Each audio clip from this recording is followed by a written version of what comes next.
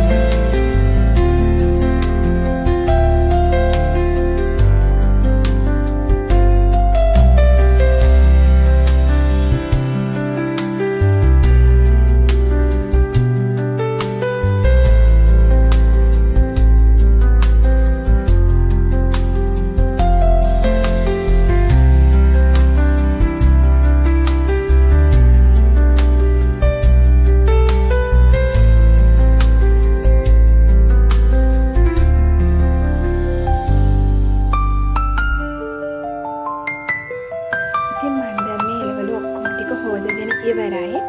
අනවශ්‍ය ඒවා ටිකත් එක භාජනයකට දාගත්තා අයින් කරන්න. දැන් ඉතින් මේ වල වතුර ටික ඔක්කොම සීරෙන්න කිචන් ටවල් එකකට මේ ටික දාගන්න.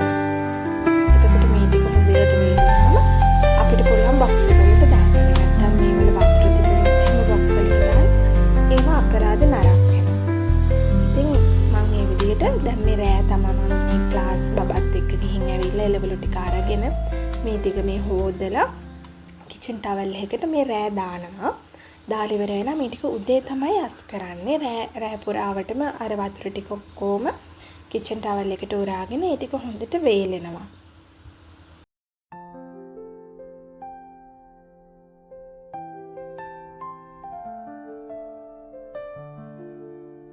ඉතින් මේ වෙලාවේ මගේ පුතා ඇවිල්ලා ප්‍රශ්න කොව්ව ටිකක් මගෙන් අහනවා.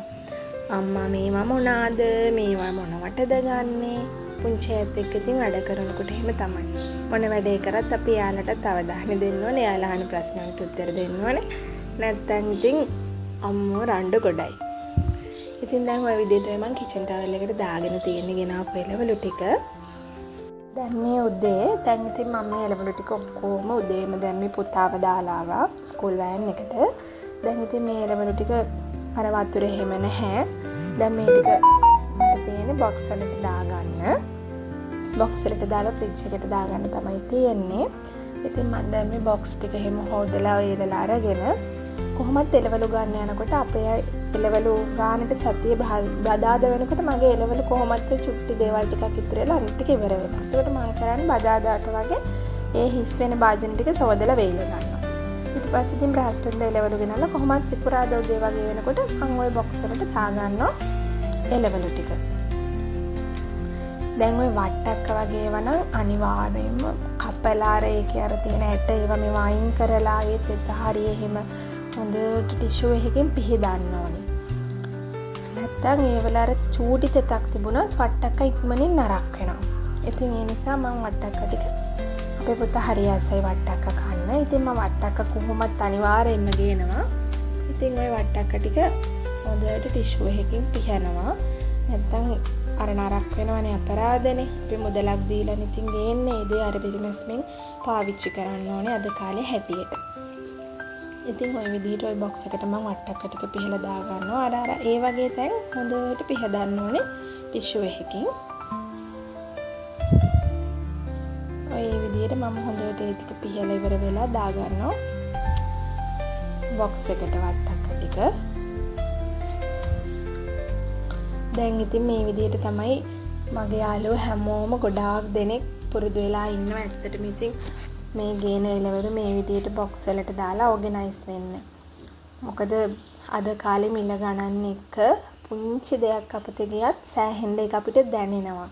මේ විදිහට අපි කරගත්තාම අපි අර මුදලක් දීලා ගේන දේ අපිට පුළුවන් ඒක ඉවර වෙනකම්ම ඒක හොඳට පාවිච්චි කරලා අපතේ යන්නේ නැති විදිහට ඒක අපිට ඒ ගේන මුදලට සාධාරණයක් වෙන විදිහට අපිට ඒක පාවිච්චි කරගන්න පුළුවන්. ඇත්තටම එතකොට හිතටත් සතුටුයි. ඉතින් නැත්තම් අර shopping වල දාගත්තාම මේ විදිහට හැම්බිලා ඒවා සවුත් වෙලා කන්නත් බෑ. ඇත්තටම මේ විදිහට දාගත්තාම එළවලු උනත් රසයි.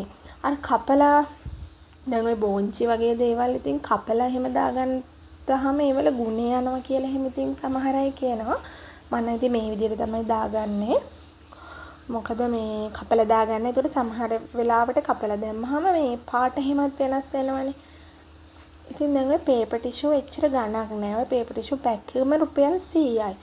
අර පේපර් ටිෂු එකක් දාලා අපි මේව දාගන්නකොට මේවල පුංචි තෙතක් තිබුණත් දැන් සාමාන්‍යයෙන් අපි බොක්ස් එකේ පියන වහලා ෆ්‍රිජ් එකේ තිබ්බහම පුංචි වාෂ්ප අර පියන එහෙම තියෙනවා සමහර වෙලාවට. ඉතින් අර ටිෂු එක උඩටයි යටටයි දාගත්තාම ඒ ටිෂු එකට ඒ වාෂ්ප උරා ගන්නවා.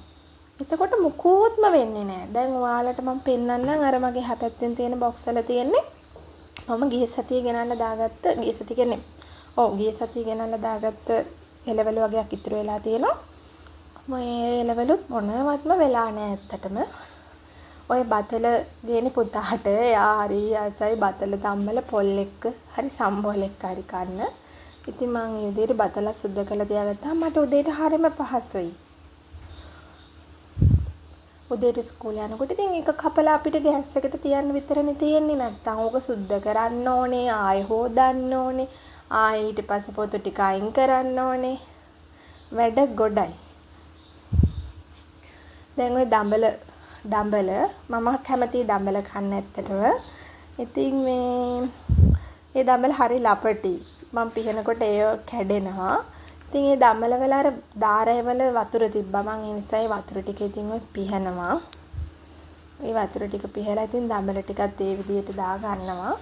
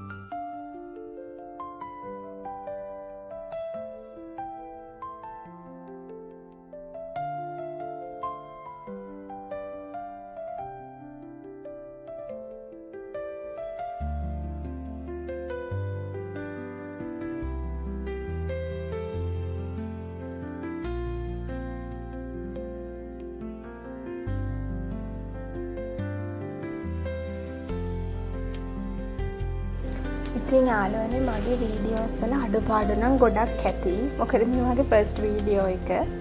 ඉතින් අනේ ඒවට නම් මට සමා වෙන්න. ඔයාලා මට කමෙන්ට් කරන්න මොනවාද අඩුපාඩු කියලා. ඒ ටික හදාගෙන ඉස්සරහටත් මම කැමතියි ඔයාලත් එක්ක එකතු වෙන්න.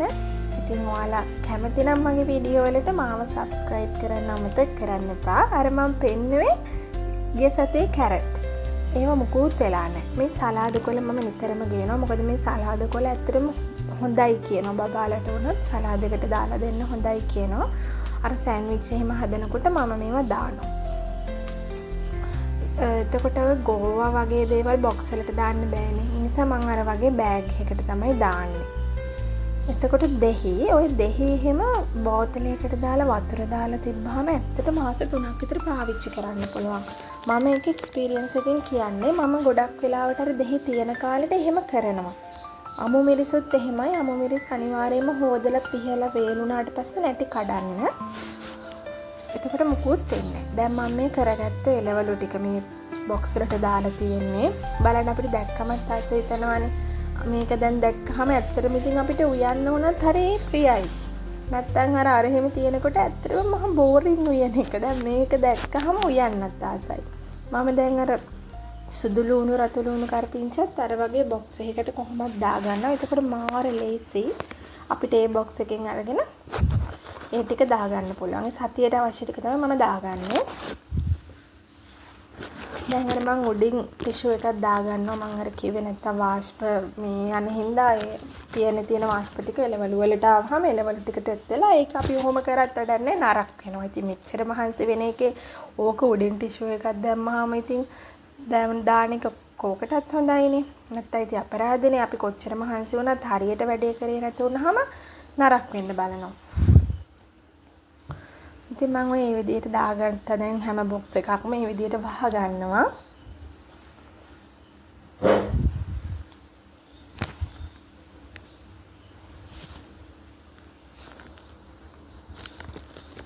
මම දැන් මේ උදේම මේ ටික කරගන්නවා. එතකොට මට හරිම ලේසි. උදේ පුතාව දාලා ආපු ගමන් මම දැන් මේ එළවලු ටික ඔක්කොම බොක්ස් වලට දාගත්තාම මට දැන් මෙතනත් තස් වෙනවා පැන්ට්‍රි උඩ. එතකොට ඉතුරු වැඩ ටික කරගන්න ලේසි. මේ ටික කරගත්තාම හිතටත් හරිම නිදහස්. එතකොට ඉස්සරහ සතියේටම මොනවාද එළවලු ටික රෙඩි. මේ දෙහි වැඩේ නම් යාළුවනේ ඔයාලා කරලා බලන්න.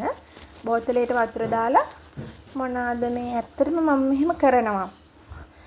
මොකද මේ දෙහි කාලෙට ඒ වැඩේ කරගත්තාම අපිට මේ දෙහි ගණන් යන කාලෙට ඒව පාවිච්චි කරන්න පුළුවන්. දැන් මේ දවස්වල නම් දෙහි ගණන්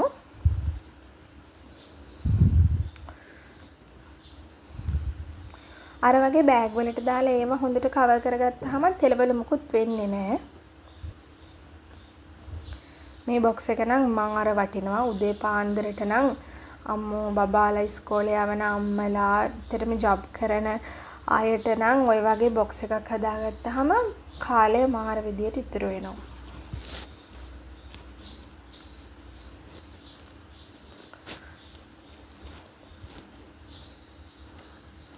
ඉතින් යාළුවනේ ওই විදියට තමයි මම සතියේ එළවලු ටික ලෑස්ති කරගත්තේ. ඔහොම කරගත්තාම ඉතින් ඇත්තටම හරිම ලේසි. ඔයාලත් කරන අය කොහොමද කරනවනේ. කරන්න කම්මැලි කියලා හිතන අය ඉතින් මේ මගේ වැඩෙන් පුංචි අදහසක් අරගෙන කරලා බලන්න. කමෙන්ට් එකක් දාන්න.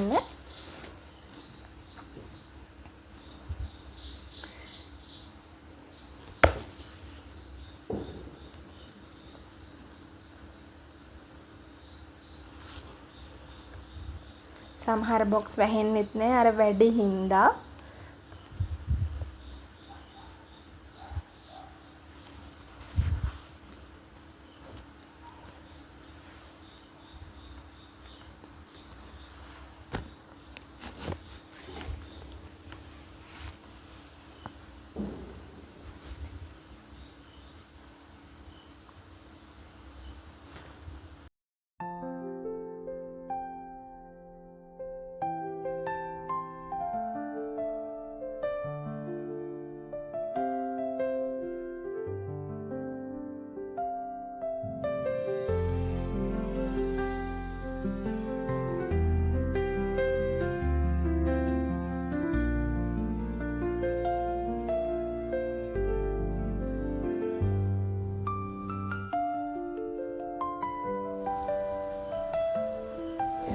යාළුවනේ මම ගිහින් එනකන් ඔයාලා සතුටින් පරිස්සමට ඉන්න. ආයෙත් මේ වගේ ඕගනයිස් වීඩියෝ එකකින් හරි ඩේ බ්ලොග් එකකින් හරි අපි හම්බෙමු. මතක ඇතුව ඔයාලා මගේ වීඩියෝස් බලන්න කැමති නම් මාව සබ්ස්ක්‍රයිබ් කරලා බෙල් අයිකන් එකත් ක්ලික් කරලාම යන්න. ඉතින් ඔයාලා මාව බැලුවට ඔයාලට ගොඩාක් ස්තුතියි.